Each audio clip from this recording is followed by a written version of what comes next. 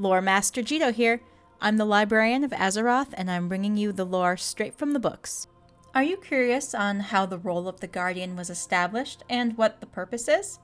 Today we're reading the book Guardians of Tirisfal, the history of Dalaran's creation and the events that led to the need for a mortal guardian.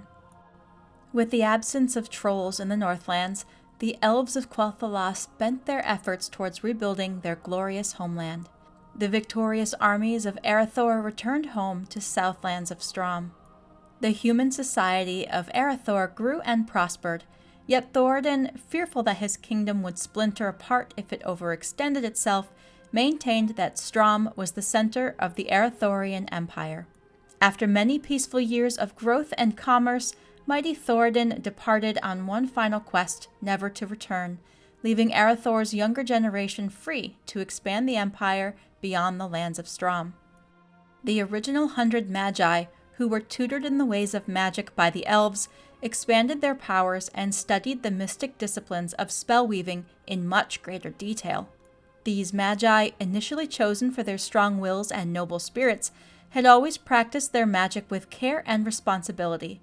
However, they passed their secrets and powers onto a newer generation that had no concept of the rigors of war or the necessity for self-restraint. These younger magicians began to practice magic for personal gain rather than out of any responsibility toward their fellows. As the empire grew and expanded into new lands, the young magicians also spread out into the Southlands. Wielding their mystical powers, the magicians protected their brethren from the wild creatures of the land and made it possible for new city-states to be constructed in the wilderness. Yet, as their powers grew, the magicians became ever more conceited and isolated from the rest of society. The second Arathorian city-state of Dalaran was founded in the lands north of Strom. Many fledgling wizards left the restraining confines of Strom behind and traveled to Dalaran, where they hoped to use their new powers with greater freedom. These magicians used their skills to build up the enchanted spires of Dalaran and reveled in the pursuit of their studies. The citizens of Dalaran tolerated the magicians' endeavors and built up a bustling economy under the protection of their magic-using defenders.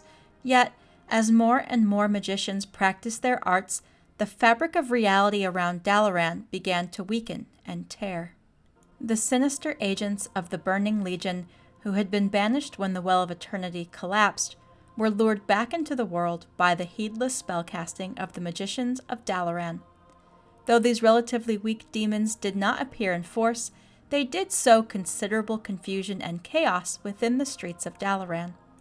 Most of these demonic encounters were isolated events, and the ruling magicrats did what they could to keep such events hidden from the public.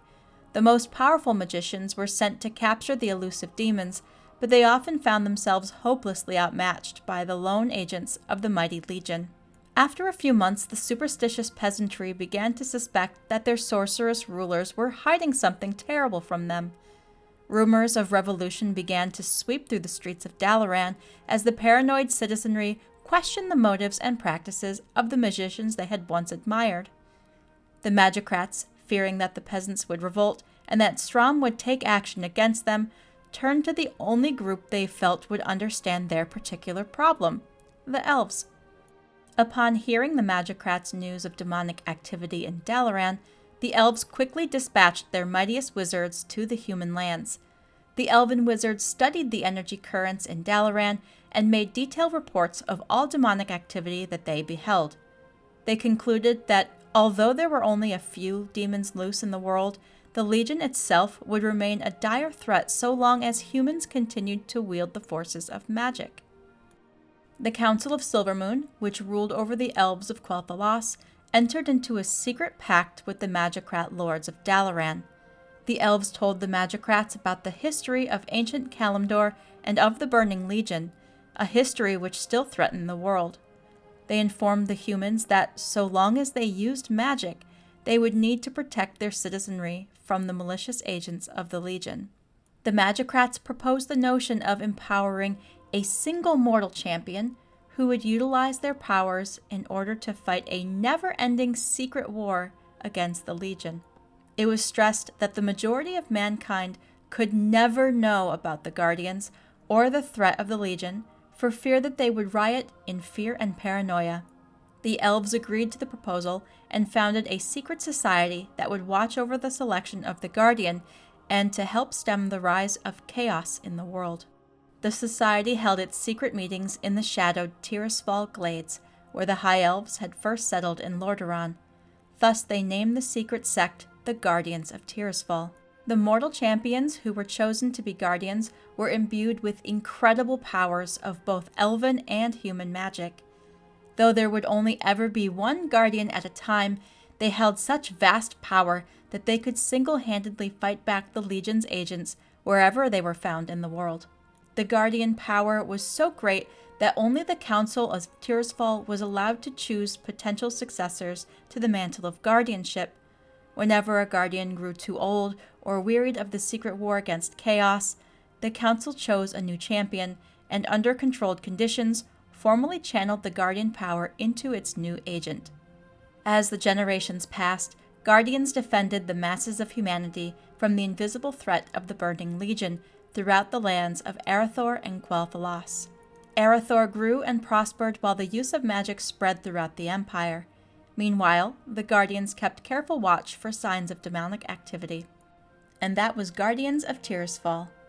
Let me know your thoughts on the lore we uncovered today in the comments below.